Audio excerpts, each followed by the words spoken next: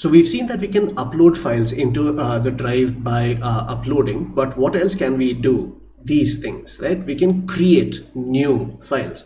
And the regular files that we can create are Google Docs, which is like a Word kind of a document, Google Sheets, which is spreadsheets, and Google Slides, which is PPTs and stuff like that, and these few other things which are Google Forms, drawings, maps, sites, app scripts, and other things. You can also add a few more.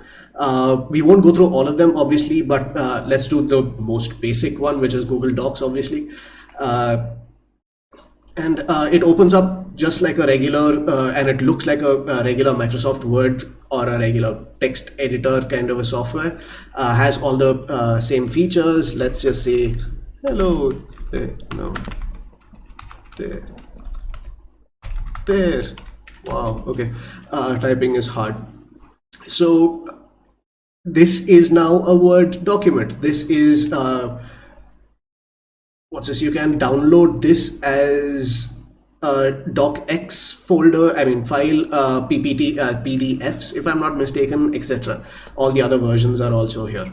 One feature that we can possibly use is it says untitled document right now. If I click on it, it transfers the first line of text as a title of the document and the file name, so to speak.